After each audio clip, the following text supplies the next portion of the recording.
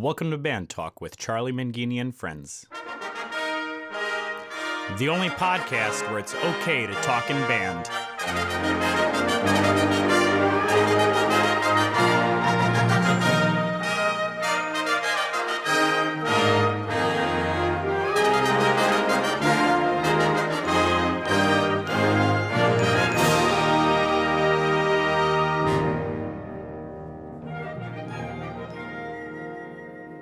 On this podcast, you will be able to hear conversations with some of the greatest names in wind band conducting, composing, and arranging.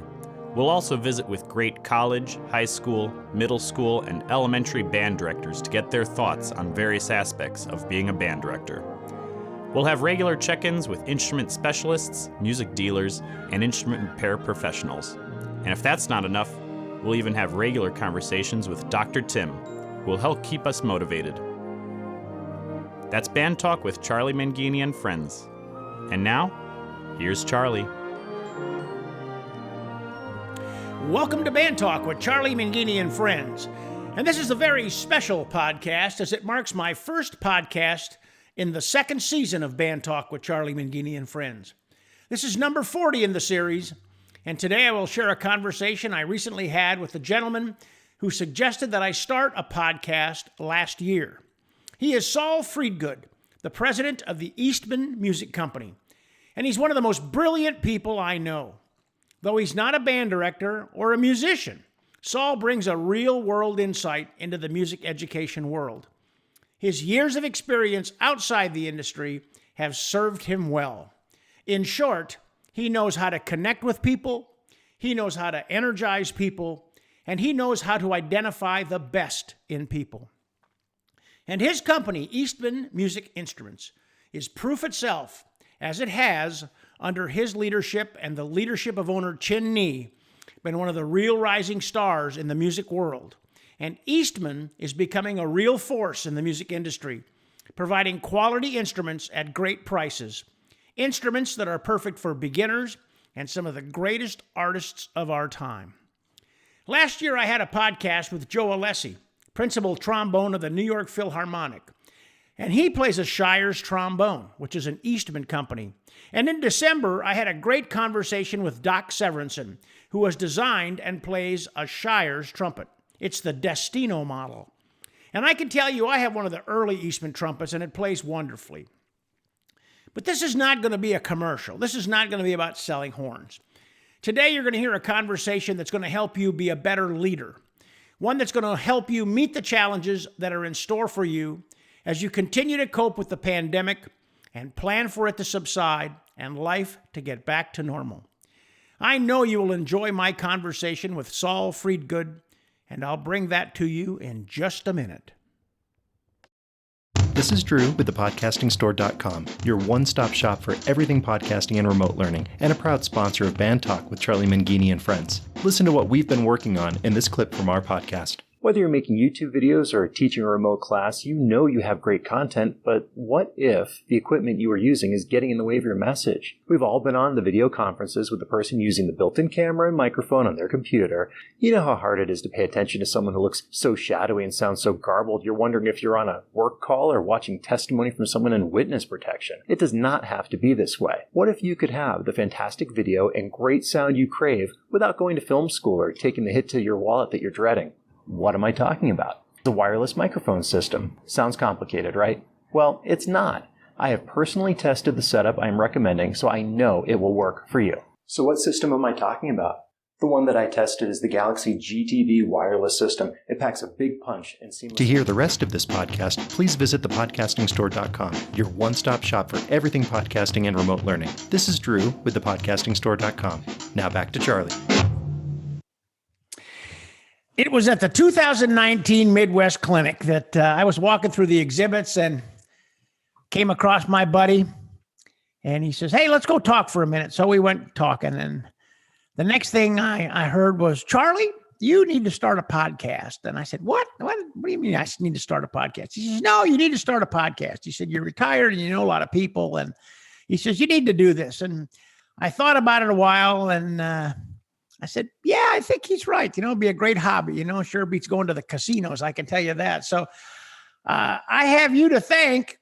And this young man is the president of the Eastman Music Company, Saul Friedgood. And Saul, welcome to the podcast. Thank you, Charlie. Thanks for having me. Yeah, so this is all your fault. I'm just telling you what. And you're going to be my first guest in my second season. How about that? I feel very honored. Thank you for having me. You're way too kind. So what gave you the motivation to tell me to start a podcast? What was going through your brain there to do that? Yeah, I think over the years, we've sat down, we're always exchanging ideas, and you have so much knowledge. And I just felt like I always hear from people that, band directors, orchestra directors come out of college, and, experience is one of those things that, we all need, in order to become better at our work. And I just feel like you've been such a mentor over the years to so many people, music educators especially, and to have a podcast to be a resource where people could go to get information and to get good ideas, to look for solutions to problems they're having. I felt like you are the perfect individual to kind of pool together, people that could, bring this knowledge to one place, and it could be a resource. So for band and orchestra directors. Well, I tell you, I've had a ball doing it, and you've been very, very helpful to introduce me to some people and help me line up some guests for the podcast. I can't thank you enough. So yeah, we're on to season 2. So that's a good thing. Saul, you're president of Eastman Music Company, and many of our listeners probably have never met you. They've probably seen you, don't know quite, haven't connected the dots and all that. But let's start about where you grew up, and was music part of your early life? Yeah, I was thinking about this. I grew up in Des Moines. I was born in Des Moines, Iowa. Both of my parents are from New York, and my father went to medical school in Des Moines and really decided that was a place where he would rather raise his family. And so they stayed there, and they live there to this day. And my parents sent me, I'm Jewish, and they sent me to a Jewish day school in Des Moines, which I think my class was, they had the first and second grade combined, the third and fourth grade combined. And I think we were about 6 students in each class, that was combined 2 grades. And they didn't have a music program. So I never, when I went to public school the first time, it was in the 7th grade.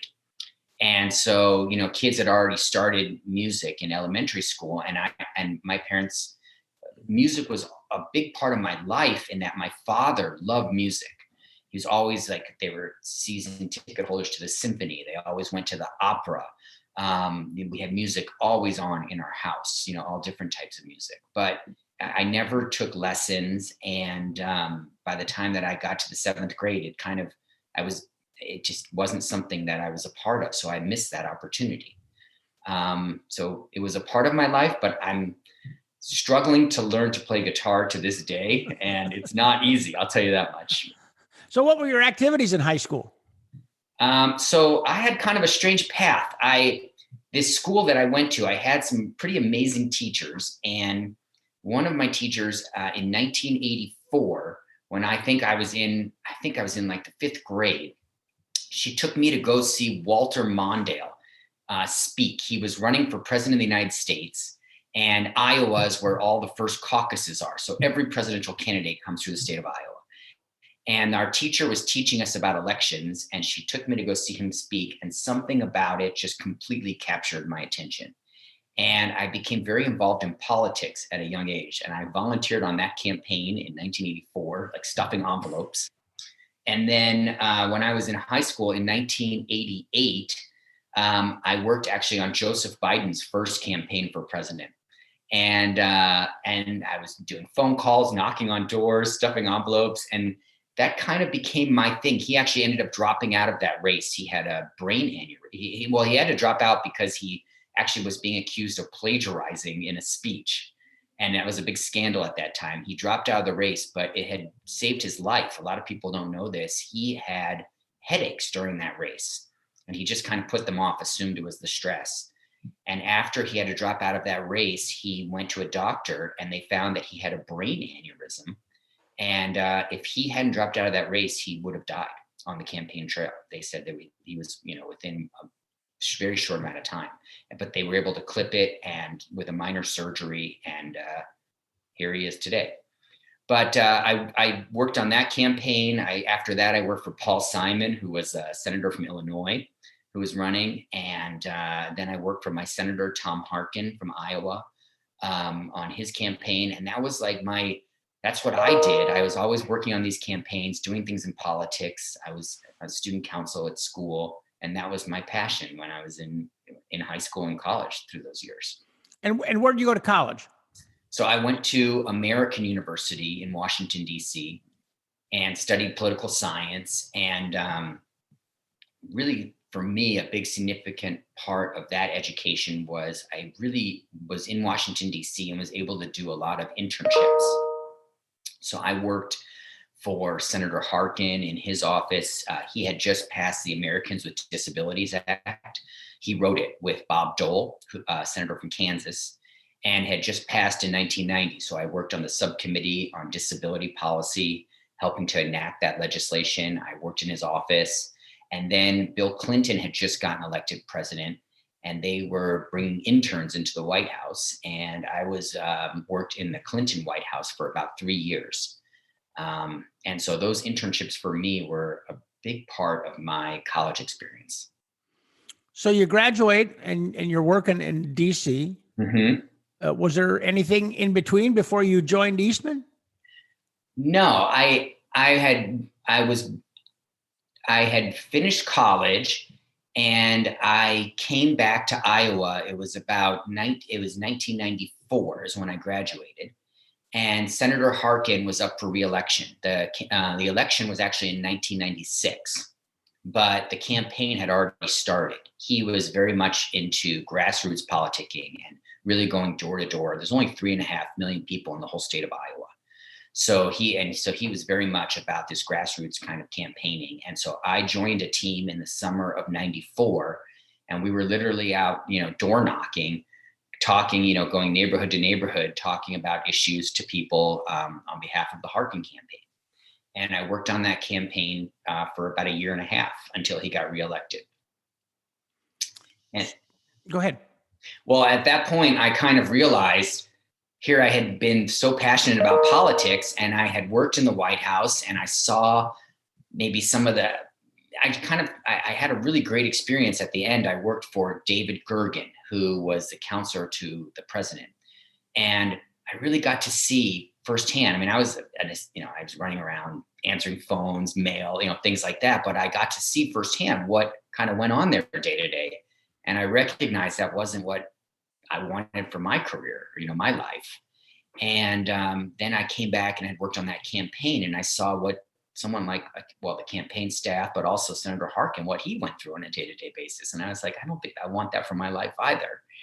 And so it was really a gift, I think, because I realized at a young age that wasn't, although I was passionate about politics and what, people could do through government and through legislation, it wasn't what I wanted to do for my life. And so there was a person who was a donor to the campaign who had started a software company that was pretty successful at that time.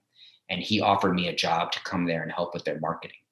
And so that was kind of my transition out of politics. So I worked at this company called Microware for a couple of years. And then I was hired by a company to do sales. They sold all kinds of packaging materials, and they were opening new offices in Minneapolis, Minnesota. So I went up to Minneapolis and I was selling cardboard boxes and packaging materials to companies, going door to door doing that. And I had a pretty good success with it, and I was my own boss. I didn't have the owners of the company were in Iowa. So there was no one, that was my first experience, not kind of clocking into an office or having someone supervising me, day to day. And I made a little bit of money for the first time, but also I realized, okay, that passion that I had before in politics, like, electing people who I believed in or doing something that really had a purpose, I didn't feel that, selling boxes. And so I needed something more. And that's kind of what led me to keep looking and what led me to Eastman. So how did you make that connection? So Chen Ni, who is the owner of Eastman, who started the company, he had, I think at that point in time, Eastman was about 6 years old.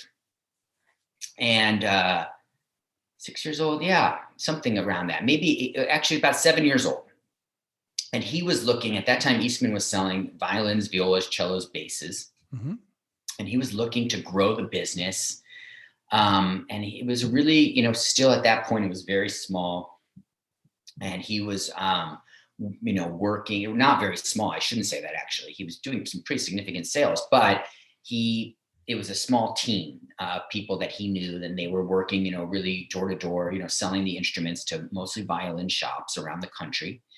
And he was talking to the owner of a violin shop in Des Moines, Iowa, who I knew, and telling him, I really want to grow this business. I'm looking for someone to help me. And Michael Becker, who owns Becker Fine String Instruments in Des Moines, said, I know someone who is looking for something different too. And he's, an interesting guy. He's into sales. He's, he's looking for something larger, also something, more meaningful. And so he just introduced us, and I got a call from Chen, and he said, we talked about his business, and he said, I know that you lived in Washington, D.C. At that time, Eastman had just moved down to Washington, D.C. area. And he said, I know that you lived here. Why don't you I'll buy you a plane ticket. Let's come up for a weekend. Let's just meet and talk and see if there's any opportunities. And I said, okay. And I went up there, and we just talked for like a full weekend straight. Chen, me, we can talk. And so we just kind of came up with all kinds of ideas, most of which we did not put into place, thank goodness. But we decided to, let's try it. So I ended up moving up to Maryland, where the company was located, in the summer of 2001. And that's when I started working at Eastman. Wow. I remember the first time I learned about Eastman was through Joe Guth. And you knew Joe. Mm-hmm. Joe was one of your salesmen. Joe was he was like, Mr. Music industry salesman, man. I mean, he has such a great legacy. And he had a little reception for some people on the second floor of this bar club right next to the Hilton. Were you there then? Yes, absolutely. Yeah. Yeah. And that's the first time I heard of Eastman. And I kind of went in with a curious eye and all that. And I probably met you that night and didn't know it. And I met Chen that night and didn't know it. But it was interesting. But the Eastman story, you kind of alluded a little bit to it about how it began. When Chen made his way to the United States to go to college to actually study flute performance, right? Mm-hmm. And so talk a little bit more about how he went from that college student to starting Eastman. Yeah, so Chen went, his whole life story is really amazing, but for the sake of the podcast, he went to the Central Conservatory in China to study music when he was very young. I think when he was like in the 6th grade or something, 7th grade. And Central Conservatory is huge. I mean, there are tens of thousands of students there, correct? Right. It's like a really one of the top music schools now in China, like the Juilliard of China, of Chinese music schools. And he went and he graduated from there, and he played flute in the Chinese opera. And he wanted to, further his education. And so he applied to come to the United States for scholarships, and he got a scholarship to Boston University. So he arrived in Boston. This would be like in the mid 80s.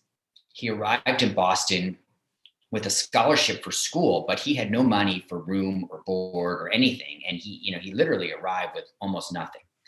And so it's an amazing story. He bought a tape recorder. He would go to school during the day, and he would record his classes because his English wasn't great at that time. So he was learning English, he was learning American culture, and then he was studying flute in a master's program at BU. But he would record his classes, and so he would listen to them and really kind of take them in over time. And at night he had jobs. He worked in a gas station. He worked in a Chinese restaurant. He worked in a music store. And he was able to make enough money to pay his bills and, be able to live and go to school. And then after a year or so of that, a couple years, he met a person who was from China who had bought some violins from China, from a maker, and sold them to some music stores in the United States. And Chen thought, well, he saw like that guy was, doing better than he was, making minimum wage at these jobs. And he thought, well, let me try this. And so he got the name of one of the makers from this person, a violin maker, and he sent some money to his father, who was in China. And his father went to the maker and bought 4 violins. And Chen took these 4 violins, and his first stop he went to was Johnson String Instruments in Boston, who to this day is one of our, oldest and best customers. And he went to Roger Johnson, and Roger looked at the instruments and said, these aren't great, but if you did this, this, and this, you could make them better. And Chen took notes, and he went to the next violin shop, and he ended up traveling to New York City, went to a bunch of violin shops there, went all the way up to Vermont, and a violin shop in Vermont bought 2 of the violins. And Chen says he still remembers that moment. It was just this euphoria, and he basically ended up selling the other 2 violins somewhere. He took all the money and all the notes he had taken about how to make improvements to the instruments, sent it back to his father. His father worked with the maker. They made some improvements, sent over the next batch, and that's how Eastman started. What a great story. Yeah. And then for years, he would drive around in a truck, and there was, Strings Magazine publishes every year a list of all the violin shops in America. So he had this little booklet with all the violin shops in America, and he would drive around in a truck full of these instruments and go violin shop to violin shop and sell these violins off of the truck. And that's how he started. And then, one of the big differences, which is it's like a core part of our culture today, is listening to our customers and taking their feedback and incorporating it into the products. And that comes from Chen being on the road, selling these instruments to these violin shops who were really the experts in stringed instruments, and them giving him feedback, and then him taking that feedback and sending it back and incorporating it to make our instruments better. And it's a real part of our culture that to this day, we get weekly reports from the field from all of our salespeople talking about what they're getting from feedback from people about the instruments. And then that goes straight to the factory, and we incorporate it into our instruments. So it's a real part of who we are. And the name Eastman was because he was a guy selling violins and he was from the East. Is that how that happened? Yeah, it was like a last minute thing. He needed to set up an official business for like taxes and, and to be set up. And this was in 1992. And he said, I like the name Eastman. I'm a man from the East. And he liked the, name of it. And that's how it started. And it was kind of just a momentary thought, put it on paper, and that's who we are today. Well, it's such a great story. And I remember meeting you and having a great conversation with you the first time when Chen received an honorary doctorate from Vandercook back in 2009, July of 2009. Can you imagine that? It's been 12 years already. That's amazing. My God. And from our first conversation, I've always been impressed by this aura that you project of you are always so positive. Everything you talk about, and, even during the COVID, and we've talked during this time, and you always remain so positive. So how do you develop that trait? How does that come about? Well, first of all, thank you. I think first and foremost, it's from my mother. My mother my mother and father did not come from, the best, like their family backgrounds were tough, much tougher than mine. And they were really dedicated to, raising my sister and I in a way that, kind of made up for what they saw some of the deficits, in their upbringings. And so my mother was just always so like Charlie, she must have told me a million times, you can do anything you want to do. You can be anything you want to be. She was just so positive, and she was always kind of just pushing ahead and, looking for the positive in anything. And so I think a lot of it really comes from her.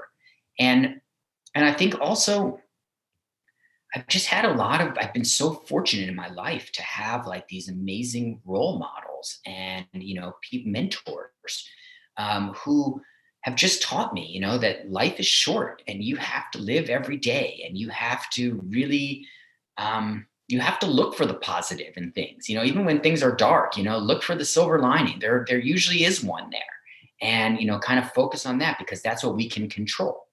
And so I think that throughout my life, I've been really lucky to have people who have set that kind of example for me. And I'm working on also balancing it out. Sometimes it's not always positive, right? And you have to be empathetic, and you have to see, that people are struggling, or that and you have to feel those emotions too. So, but I think it's definitely my mom, if I have to say one person. Yeah. You talk about role models, and right now, I mean, in your business, you are the role model. I mean, running an international music instrument company, and especially during this time of COVID, I mean, you've had to call on that trait an awful lot. And for our listeners that, you talked a little bit about the string origins of the company, but the company is so much more than that. And before we go on to some other things, I think, give us a rundown now. You probably got like 6 more companies since the last time we talked or something, but talk about the products and the brands that comprise the Eastman family right now. Okay. Yeah, it's amazing what's happened, and it's not by any plan. I'll tell you that much. It's Chen. His philosophy is about putting together great people. And really, like what our company is, it's a collective really of great people who work together. And so when those opportunities arise, he's one of those people that's like, oh my gosh, this person's amazing, or this group, this company is amazing. I know we can, this fits into our culture. And so, like I said, he started Eastman Strings in 1992. And we manufacture all, at this point in time, I would say 98% of what we sell, we make ourselves. So we manufacture all the strings, stringed instruments, violins, violas, cellos, basses. And we, in 2001, he came up with the idea that he wanted to build guitars. And we started building guitars, and that business has just really been incredible. Talk about something positive in COVID. For whatever reason, everyone on earth decided they wanted to play guitar. So that's been including you. Yeah, right. Exactly. I'm right there with them. Although I've been going for a long time and not getting anywhere. But yeah, it's been, so we started building guitars, which is kind of a natural offshoot from the violins. We started with jazz guitars, archtop guitars, and then mandolins, which are built very similarly in a lot of ways to violins, violas, cellos, basses. But then we got into flat top acoustic guitars and now electric guitars. So that's become a significant business for us. And then in 2004, the William S. Haynes Flute Company, which is the oldest flute company in America, was up for sale. And Chen knew that company because when he went to BU, he had kind of not a great flute that he arrived with. And his teacher said, you need something better. And he said, I can't afford something better. And they said, well, go to Haynes, which was right down the street. And they said, they will make you a head joint for your flute, and that will improve your flute drastically. And so he was introduced to Haynes at that time. And he knew the company very well. It was up for sale. And we met with the current owner and convinced her that we would be really great stewards of the company, and that we really wanted to continue the legacy of the company and really grow it. And we bought Haynes in 2004. And that was a real exercise for us, and we really built this like amazing team. I mean, it's incredible what they do right now. And that kind of took us out of the strings business, that it really got us into doing more of the, the wind instruments. And so at that time also, we started working with some makers in China, building brass instruments, French horns, and it started with, and then we ended up partnering with S.E. Shires, a trumpet and trombone maker, from Boston, because they saw what we were doing with Haynes and how, Chen, his thing has always been about quality. He's like, let's just make instruments of the highest quality that we know how at every level. And so they saw, Steve Shires at Shires saw what we were doing with Haynes and how we were investing heavily in the infrastructure in Boston and the professional flutes, and how we were, making a line of, advanced level flutes and student level flutes. And he said, I want to do this. So we started working with Shires. And in 2014, we bought the S.E. Shires company. And so, that company is just spectacular. We were just talking before, about the artists who play S.E. Shires trumpets and trombones, Doc Severinsen and Joe Alessi from the New York Phil. And we're building these incredible instruments, with that company now. And that knowledge from the makers at Shires and the makers at Haynes has just, spread throughout the company, into everything that we do. And it's really helped us to build this whole line of brass and wind instruments. It led us in 2017. We had been talking to Maury Bakun from Bakun Clarinets, Bakun Musical Services in Vancouver, Canada. And he's just really innovative and really passionate about making incredible clarinets, really advancing what is currently available in the world of clarinet and building something better. And so we started working together, and then we purchased a majority interest in Bakun in 2017. And so in Vancouver, we make all of the professional model instruments.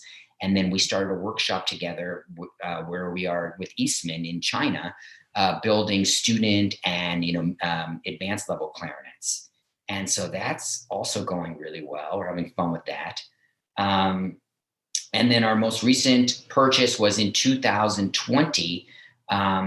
We purchased Bourgeois guitars from Maine, and that's a really beautiful acoustic guitar shop in Maine, building really high-end, just absolutely beautiful guitars. And so that's been really fun for us as well. And they're an incredible team that we're working with there.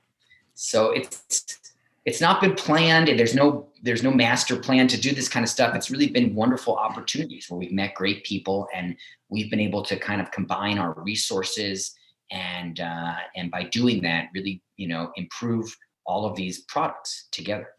And you've put together a world-class tuba along the way. I remember coming over to visit you a little over a year ago and walk in the door and here's Anthony Niffen from the Indianapolis Symphony. And he came out to visit his buddy, who's the principal tubist in the Los Angeles Phil. And Anthony, you introduced me to him.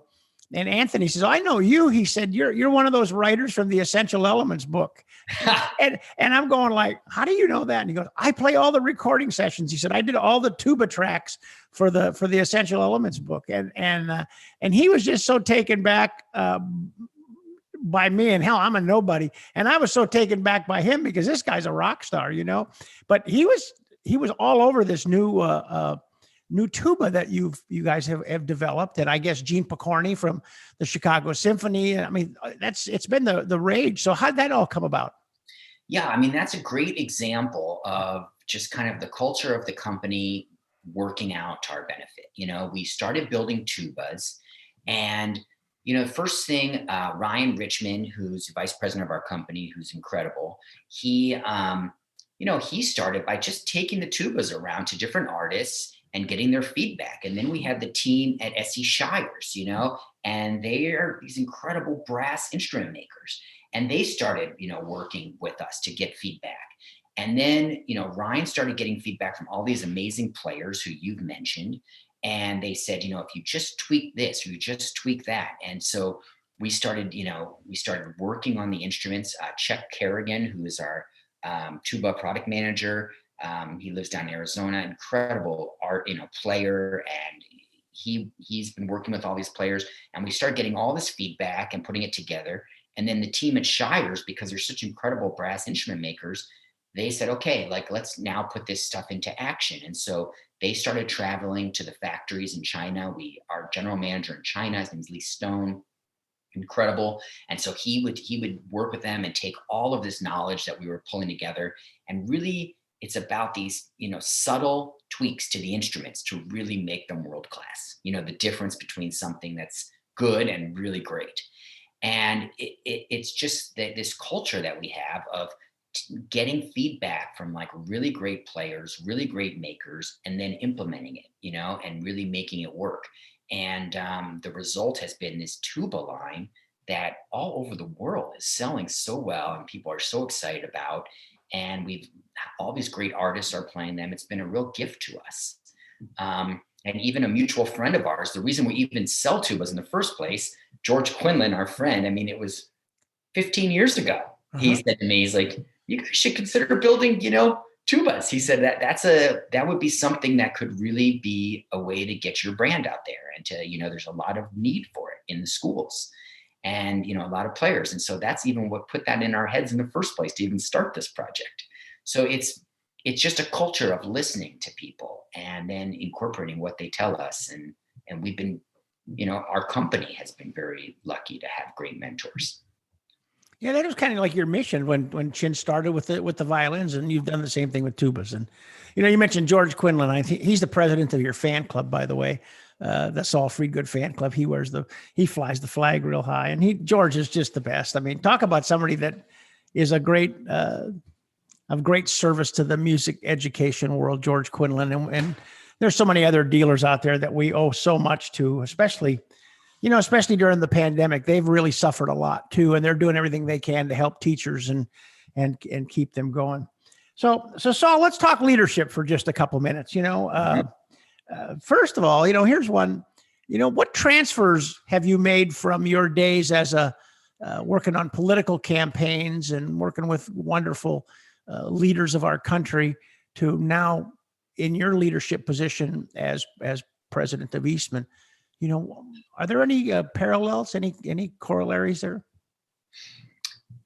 There are a lot, actually. I think I owe a lot of what I know and incorporate today is, goes back to that period of my life, like kind of some of the exposure I had, I think, remember Tip O'Neill from Massachusetts, and his famous quote was, all politics is local. Mm-hmm. And I think that really rings true to this day. We sell instruments all over the world. We work with, all types of different, artists, all different levels and teachers and whatnot. But at the end of the day, each music program in each community is what's so important. And each one is subtly different. And there's a way to share resources and ideas and things, but there's also, local to the community that you have to be in touch, and you have to really take care of people and service them. And so you're talking about the school music dealers. That's, so crucial to the success, I think, of this whole ecosystem that we have. And it's really making sure that those instruments are taken care of, and that they're good quality instruments that are being put in the hands of these young students, and that the teachers, that's something that they don't have to worry about. And so I just think we live in this ecosystem where everything, at the end of the day, where this, it's all over the world, but it's very localized. And that's something that, I think we pay attention to. I also think that, we have, on a campaign, you have a finite amount of time before that election, and so you really have to organize yourselves in a way that, like, what the message is, what your goal is, and, who the people are that you want to contact and you want to work with.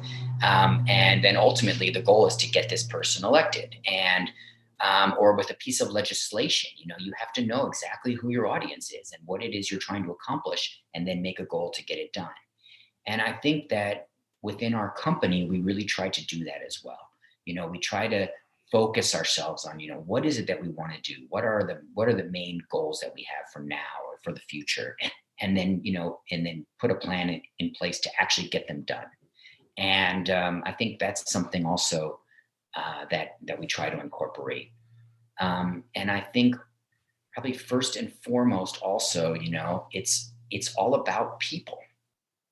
And, our job, like, we have there's no way. I mean, Eastman is made up of a whole team of people who are way better at what they do at their job than I could ever be. And, that's the gift.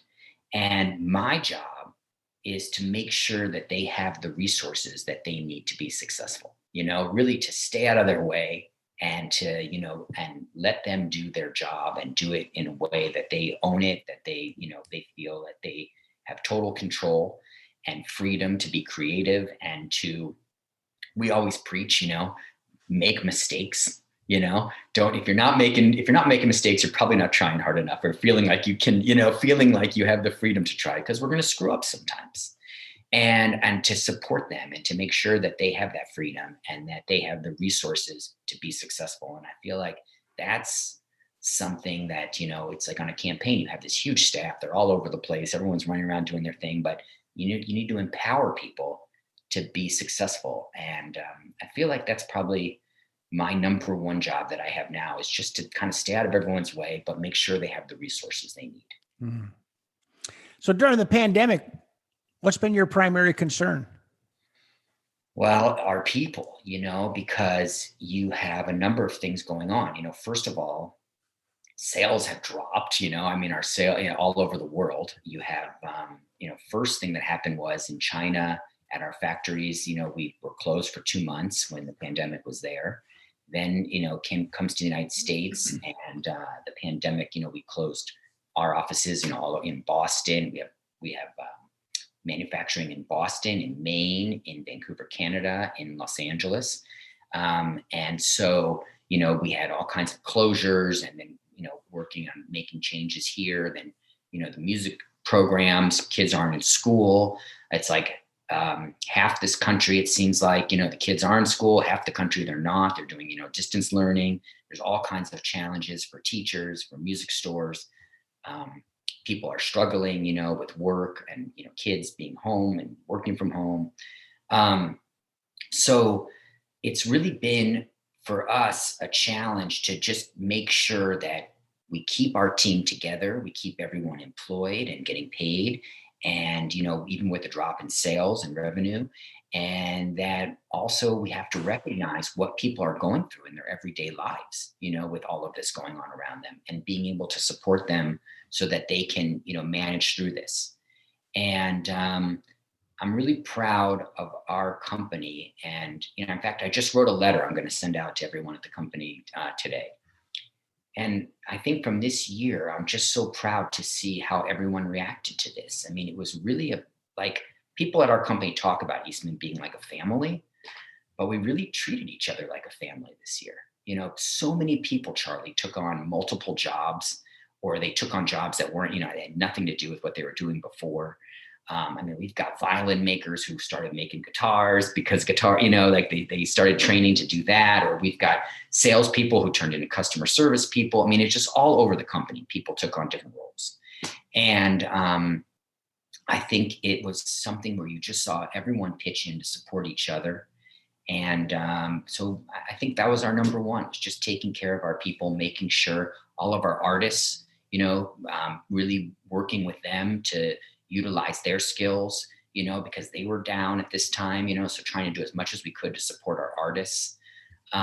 It was a lot. It's been a lot, but I truly believe this. I'm not just being positive. Our company is going to be so much stronger for having gone through this. As difficult as this year was, and in 2021 may not be so easy either. But our company is a better company for this. And yeah, I think that's the gift here. Okay. So, once the vaccine is in the mainstream and COVID's under control, and hopefully that's going to happen soon, right? In 2021, Mm-hmm. How long do you think it's going to take the whole music industry, music education, music industry to kind of get back to some sense of normalcy? Well, I want to hear your thoughts on this too, but I think it's going to be fast. I think that there is a pent up demand for music and live music and, and people being in the schools. I was talking to my niece who plays violin. She's in the 7th grade. She was just here this week, and she plays violin, and she misses so much being in orchestra, with all the other kids. And also there's like a whole year that missed half the country. These kids couldn't start. And I just feel like there's going to be this pent up demand. And I think it's going to be faster than we think. I think people are going to want to be going to hear live music. I think people are appreciating things like this from, not having it during this time. I hear so many people talking about it. So I feel like it's going to be pretty quick. If I'm betting on this, I think that by summer, we're going to have a pretty good handle on people being vaccinated and, and getting this under control. And I think that by fall, we're going to be back in action in a way that's, beyond pre-pandemic, because I think there's going to be that backup, that demand. I feel like that is there. I feel like this is a priority for people. And that's something that's happened over this year. People have had to prioritize what's important to them. And I think that this is something that's going to come back in a very strong way.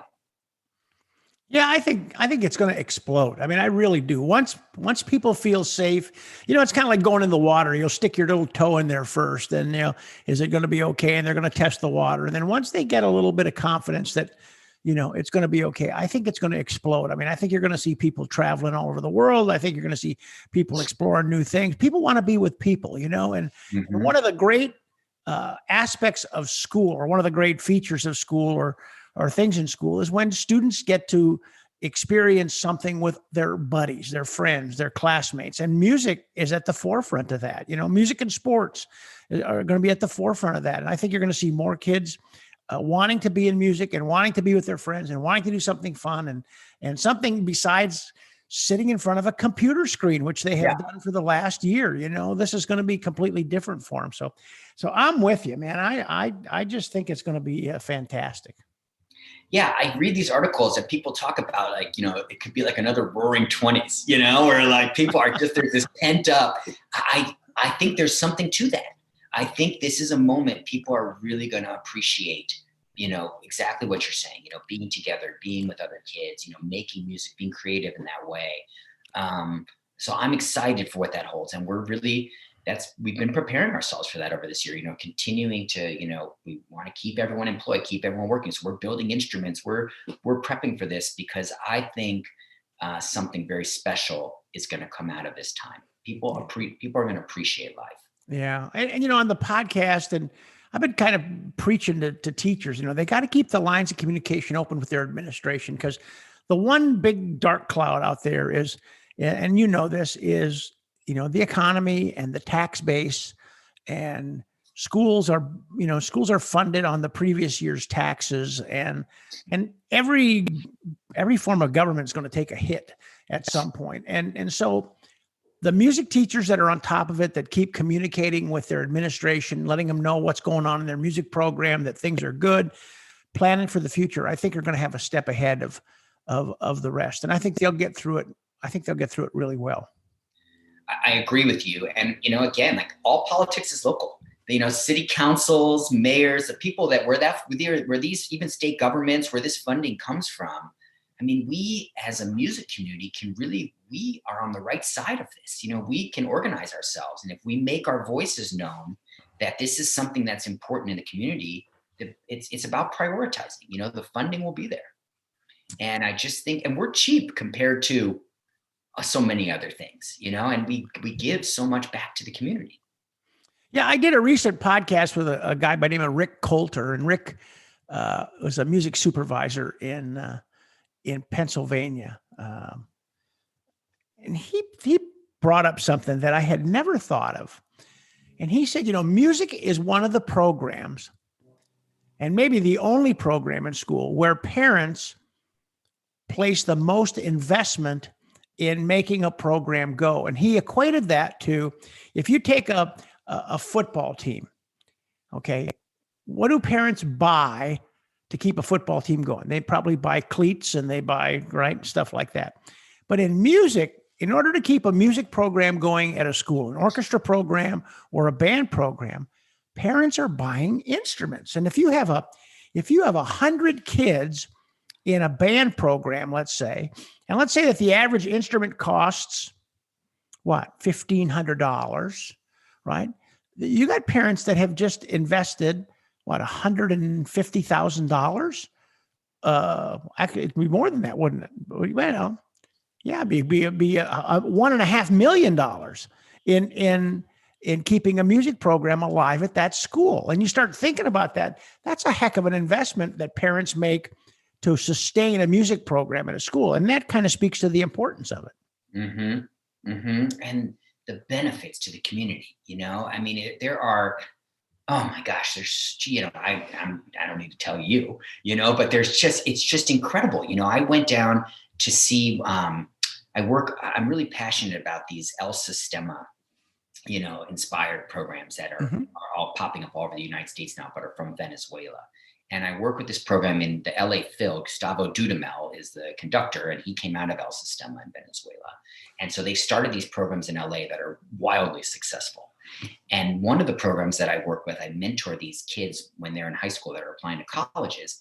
I went to this session. They were talking about University of Southern California has been doing a program where they've been studying they've been doing MRI scans on the kids in this community. It's like in the Koreatown area of Los Angeles, a very low income area. And they've been taking the kids, it's a 5-year study they just finished, and there's a bunch of these that have been done, but it's amazing to see these results. You've got the kids that are in sports, the kids that are in music, and the kids that are just kids. And over a period of 5 years, they've been taking these kids in twice a year, doing MRI scans on them. And the kids that are in these music programs, I mean, their brains are literally growing completely different than the other kids. The communication from the left to the right side of the brain, the size of the brain. I mean, it's like the benefits. It's like you have like real changes in a person's, body that are happening, and they point it to these music programs. On top of that, then you have like kids working together, collaborating with each other, teamwork, working as a unit, what that brings to humanity in the future. And then they were, and then they do all these tests with the kids, the ones where they give them candy. And the kids that are like in the sport, like they say, okay, you can have 1 piece now, or 5 pieces, if you wait a week, or 20 pieces if you wait 2 weeks. And the kids that are in these music programs, they're way more disciplined. Like they know the value of being disciplined and waiting. And so they're the ones willing to do that. And so there's all these incredible benefits that come out of music, aside from this amazing music being made. And we all know this. And I just think it's such a crucial opportunity for every child to have, whether they go on to become a professional musician or not. Most won't. And, they'll go somewhere else along the way. But these benefits that will be with them the rest of their lives, I mean, we play a huge role. Yeah. And the benefits also benefit the next generation. I got a buddy, that the choral director at Vandercook, who's a double sharp guy, Rob Sinclair. He always talks about the fact that, school music programs are in trouble because there's a good chance that the administrator had a terrible experience in music when they were a student, and so they don't equate any value to it. So what you're saying is so important, that it really does have benefits far beyond the reach of just the kid playing an instrument. Yeah, absolutely. And it's such a crucial part of our society. And I think, and I'm hoping that coming out of this, dark time, during this pandemic, that the arts and culture are something that people really are drawn to. I mean, I can see it, being a real renaissance period here, because, this has been a tough year for so many people, and in so many different ways. And it affected every living thing on earth, animals and plants included. And it's, I just feel like there's a period here where there's an opportunity for us all to people really take advantage of this and to see the benefits. Well, Saul, I've been in music ed all my life, and I'm a great believer in the importance of the music industry and their role in making music education so vital in a child's education. And I know a lot of the companies, most all the companies in the music industry, really have efforts where they do things to support music education. But you guys at Eastman have done some really creative things to support music education. Everything from sending out some of your artists to perform with groups and other things. Talk about the philosophy behind what you do to support music education. Yeah, thank you. It's been something for us that we're really, as we're growing as a company, there's so many more opportunities because we have more resources. But you tapped into it.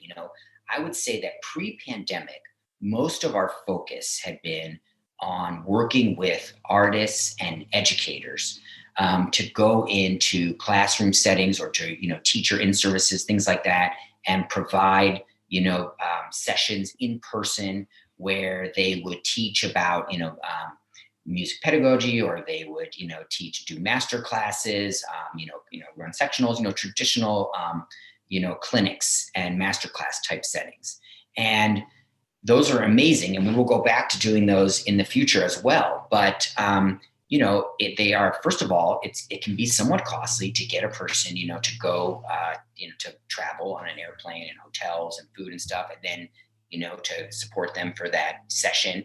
And sometimes you get a snowstorm or there's some conflict that day and not a lot of people show up too. So you run that risk. So there's nothing that will ever replace in-person learning, but it's something that also is somewhat limited in a way because you resource constraint, right? And one of the things that has been kind of amazing over this period with the pandemic, as soon as the pandemic hit and everybody was sent home, all the businesses were closed and schools and everything's like in that very early phase.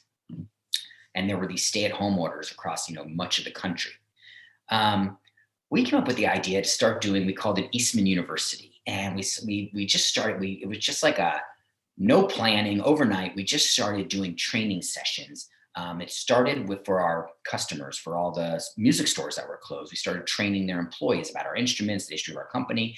And then we started working with our artists, and we have all these amazing artists who were at home. And so we said, would you be willing to go online and start doing master classes? Or we love when they can really tell their stories, to inspire younger players and teachers, and their hardships as well as their successes, And so then our artists started going online and doing these live seminars, and we started getting, Charlie, thousands of people logging in sometimes to these, and we used that period of time when people are at home and they were anxious and, they weren't able to go to work or to school.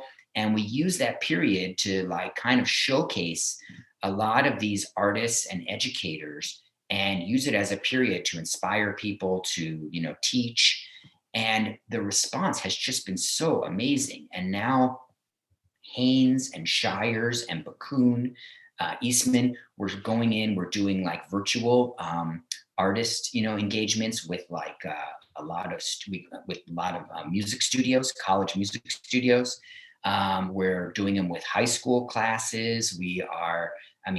College classes. And we're just doing general ones on Facebook. And it's just incredible, the response that we're getting. And so I think that in the future, we're going to kind of have a two-tier model, because someone like Joe Alessi, we were talking about, is such an amazing human. And if Joe were to fly around and go from one class to the next, maybe we could do a dozen in a year if we were super, super lucky and we could tap into his schedule. But if he goes online for an hour virtually, we'll get 1,600, 2,000 people will tap in from all over the world.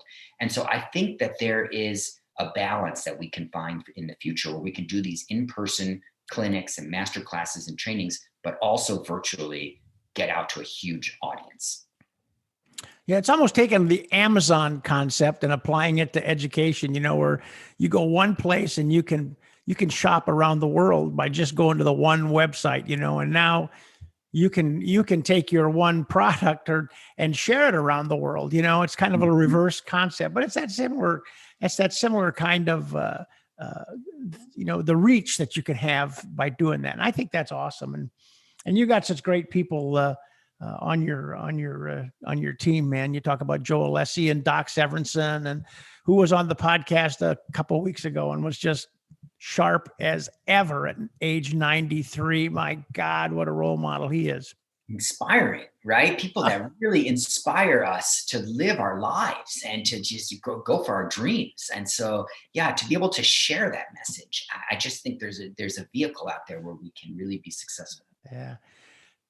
I think another thing vibrant to the music program, Saul, is our music dealers. You know, and you mentioned earlier George Quinlan and Quinlan Fabish Music Company, who does a great job. But when a company like Eastman agrees to work with a music dealer, a school music dealer, you know, what characteristics or qualities do you look for? I mean, there's a lot of mom and pop shops that are sitting around the country that, I mean, when I was teaching, you know, there were music stores that just the kind of the word on the street was, you know, you don't want to do business with them because they're probably not the kind of people that are going to take care and service you. So when Eastman like partners up with a music company, music store, what kind of things do you look for?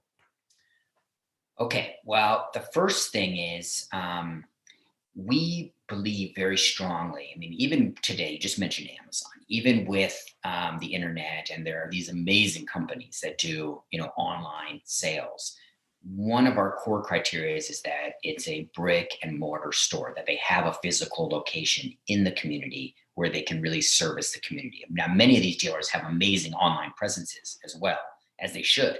But the idea that we want local representation where there's a dealer who has, you know, repair and service for the community, we think that that's very important to present our instruments and to be able to service them and be able to support the community. Like we talked before, it's really an ecosystem, you know, where you have the schools, you have the local teachers, you know, public and private, and then you have a manufacturer, and then you have a music store that really work together to service that community. And we feel like that if we can work with a great dealer who's able to be in touch, you know, has a physical presence, who can be in touch with and take care of the instruments to make sure they're being maintained properly, and if there is a problem, to get them fixed right away so that the teachers can focus on teaching, we feel like that's the system that works really well. And so that's really important to us. And we're really, really lucky. We have just an amazing group of dealers who we partnered with, who just represent our brand so well. And, you know, and problems happen, you know, and so when they do, we're able to get them taken care of right away. And we're able to get the teachers taken care of right away. And that's really important to us because we're in this for the next, I mean, we think out 30, 40, 50 years. What do we want this to look like? And so it's really important that we, you know, have these relationships built. Okay, one final question because we're almost out of time here, Saul. Okay. I could sit here talking to you all day. I just love this. I love chatting with you, Charlie. You're always so inspirational, man. I like, man, this is going to be great. I'm going to go run around the block here as soon as we get done. But let's talk to teachers for a minute. You know, many music teachers, they've been teaching remotely or in a hybrid situation for probably the past 10 months now. And I think many of them are pretty stressed out in teaching. You know, they find teaching to be less fun and kind of a real chore. And I know online teaching sometimes can be tougher than just doing it face to face. What encouragement can you offer them right now? Oh my goodness. I mean, you are changing people's lives. You have the power to change people's lives. It's incredible. And for the positive, you know, I recently went home and I went to lunch with my 5th grade teacher, you know, because she was such an inspirational person who took me to go to Walter Mondale's speech in 1984. You know, she inspired me on a path that changed my life. And I took her to lunch and I was just like, she bought lunch. I wanted to take her to lunch, but I just told her, I said, you don't even know like what an impact you had on me. And I know how this is probably the most difficult time that a teacher could be going through, teaching music virtually. You know, but I do think, although my niece in the 7th grade told me that she thinks she's getting better right now because she has to practice so many times in order to record herself to send it into her teacher, you know, the piece that she said she's actually really playing at a higher level having gone through this, which is so interesting. But I can imagine as a teacher how difficult it is, but just know, like, especially for these students at this time, they are struggling so much, not having these interactions with their friends, not being in school in person. And you are bringing this gift to them. And, hang in there for another few months until this gets sorted out. But you are such a huge part of this process of making, holding this all together. And for these kids, you are such a beacon of light. And I just think that being a teacher, I don't think teachers are paid enough. I don't think teachers are supported enough. I think as a country, that's something that we need to focus on and really make sure that we prioritize. And I hope coming out of this, that this is another one of those priorities that we do focus on as a nation. But I think that my saying to you would be just hang in there, because the impact that you're having is tremendous. Yeah, and I think once they come out of it, I think they're going to see kids gravitating to them. They're going to want to hang on for dear life, and they're going to talk about working hard now. When all those kids come back and they're going to clamor for attention and they want that to keep going. It's going to be something really special. People appreciate. I think out of this, people are really learning to appreciate things that before they took for granted. And I just think there's a bunch out there, Charlie, that, it's going to change us, and it's going to change us in a way that I think is going to be very positive. Saul, speaking of positive, you are Mr. Positive, and God bless you, man. Thank you so much for joining me on the podcast. And I can't wait to see you in person so I can give you a big hug and tell you thank you. So Happy New Year to you, buddy. And I look forward to seeing you soon. You too, Charlie. Congratulations on a year of this. That is amazing and awesome. And Happy New Year. And I very much look forward to seeing you. Saul Friedgood. Man, I just love every time I have the opportunity to chat with him. And I always come away with a new insight and a new perspective. His quote from the old House of Representative leader Tip O'Neill is truer now than ever. All politics is local.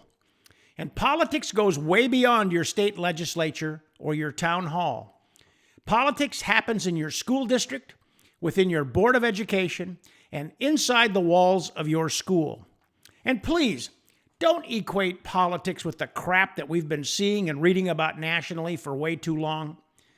When it gets down to it, politics is about people. It's about persuading people in hopes of achieving power, in hopes of getting your way.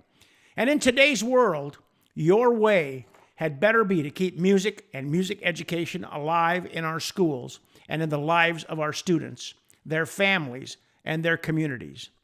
All politics is local, and politics starts with you. Well, that's Band Talk with Charlie Mangini and friends. And thanks again to my special friend Saul Friedgood for being with me today. And I'll be back with more special conversations. So welcome to Season 2 of Band Talk with Charlie Mangini and friends. And this is Charlie Mangini saying, thanks for listening. Thanks for listening to Band Talk with Charlie Mangini and friends. If you would like to send a question to Charlie or have a comment, please send an email to bandtalkcharlie@gmail.com. We hope you will let your colleagues, students, and friends know about Band Talk with Charlie Mangini and friends. Thanks for joining us, and we look forward to being with you again soon.